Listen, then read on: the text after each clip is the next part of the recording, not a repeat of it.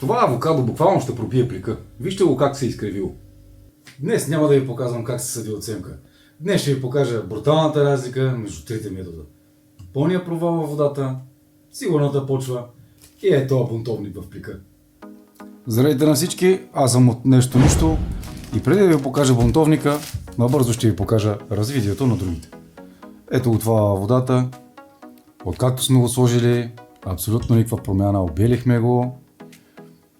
Какво ли му правих, сменях му водата, накрая даже спрях да доливам, исках да изпива доколкото се може, пак да наливам. Но абсолютно нищо. Ето го, може да видите, че абсолютно нищо не се случва с него.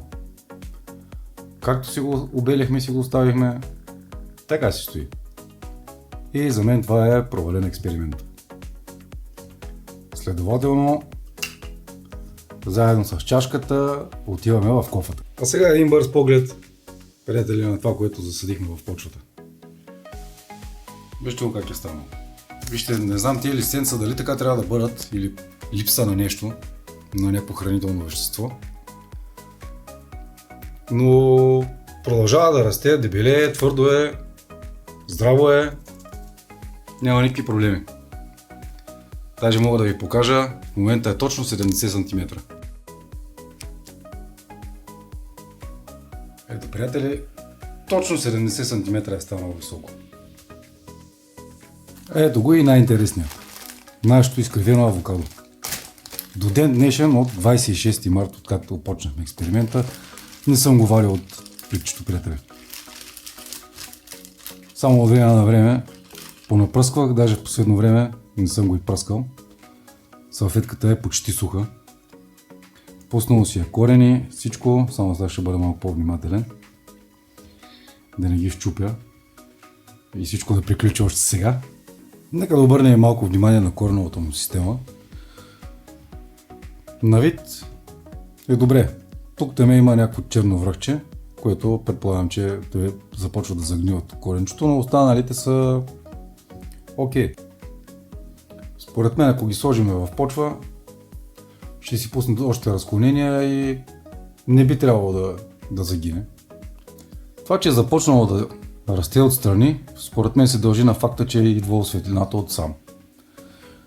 А както забелязвате, за това, че няма място в пликчето и самото стъбло е започнало да се изкривява, за да търси пространство на къде да се развива.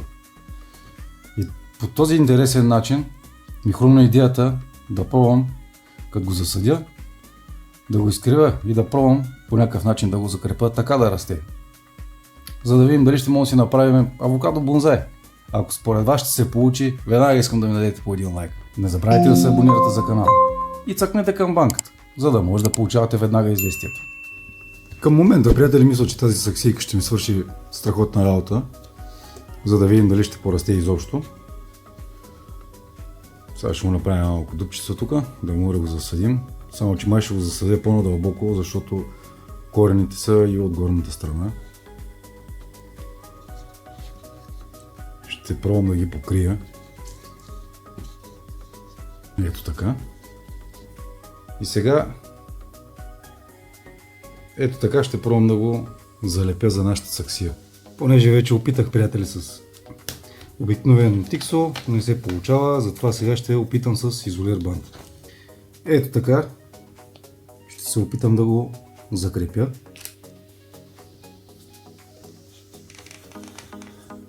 Ето това е резултата, който търсихме, приятели. Да може самото стъбло да е изкривено надолу и сега евентуално, понеже то ще иска да расте нагоре, да видим дали ще може да стане нещо такова. В последствие така да стане едно прекрасно авокадо бонзай. Сега ще го полеем малко и съответно веднага отива на някой прозорец на светло. И така, нашият бъдещ авокадо бонзай вече е в новия си дом. Дали тази идея с закрепенето ще проработи или просто стъблото ще изсъхне? Дали ще се превърне в красиво растение или ще отиде в кофата за боклук? Провал или успех? Тук виждате само истината.